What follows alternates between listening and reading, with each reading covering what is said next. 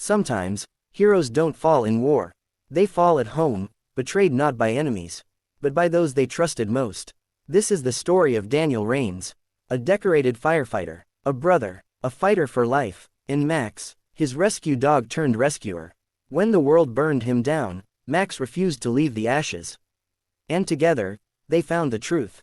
Daniel Rains was the kind of man who ran toward what others fled. He'd pulled children from burning homes, carried fallen brothers from collapsing beams. The fire never scared him, only the thought of failing someone. Station 12 was his home. The crew, his family. They laughed together, bled together, saved together, and when he rescued Max, an injured German shepherd from a warehouse blaze, that bond deepened. Max became his shadow, trained, loyal, alert. Every fire call, Max rode shotgun. The people loved them, the department praised them, they were unstoppable, until the night that changed everything. It was supposed to be routine. An abandoned factory fire on the edge of town. But something felt wrong. The flames moved unnaturally fast. Daniel called it in, asked for backup. Silence. Then the roof gave way. He barely made it out alive. Smoke blackened, coughing blood, and in the smoldering ruins, fire investigators found something damning. A canister of accelerant, with Daniel's fingerprints. The city exploded in outrage. Hero turns arsonist. Public trust shattered. Suspended, shamed, stripped of badge and pension. The chief, his mentor, turned his back, said the evidence was clear. Daniel tried to speak, to explain. No one listened, except Max, still at his side, still watching. Daniel's apartment grew cold. The fireplace, long gone unused, stared back like an empty wound. He replayed the night in his head 1,000 times. What had he missed? Max stayed close. His eyes searched Daniel's face, sensing the storm. The once proud firefighter, now a ghost in civilian clothes. Calls from friends stopped, his mailbox filled with threats. He walked the streets with his hood up, afraid to look anyone in the eye. He almost gave in, but Max wouldn't let him. Every morning, Max stood by the door, leash in mouth, tail still wagging, a silent promise, we're not done yet. One night, Max began barking at Daniel's gear bag, long untouched since the fire. Inside, his old helmet, and tucked beneath the liner, a tiny black tracking device. Daniel's heart stopped. He hadn't seen it before, but someone had been following him. Why? He brought it to a tech friend.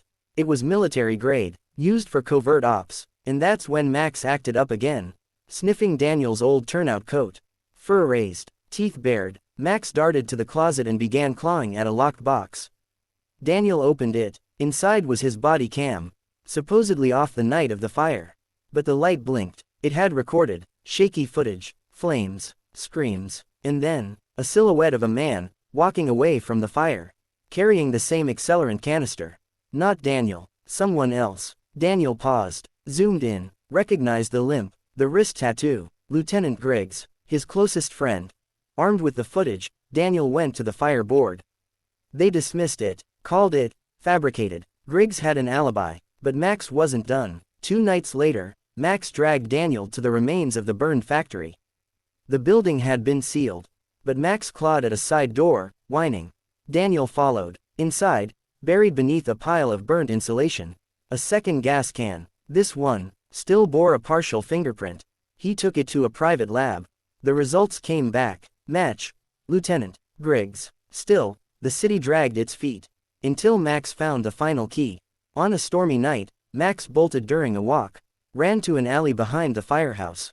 There, beneath a dumpster, Max uncovered a scorched notebook. Inside, receipts, sketches, and a payoff log. Griggs had been paid to torch the factory. Insurance fraud. Daniel was just the fall guy. The next day, Daniel handed it all to a journalist. The headline hid by sunrise. Firefighter framed. The real arsonist exposed. Griggs was arrested, confessed everything, and Daniel, he was free. A year later, Daniel stood in his uniform once more. Not as a firefighter, but as the keynote speaker at the new fire academy. Max sat beside him, older now, grayer, but still proud. Daniel didn't speak about flames.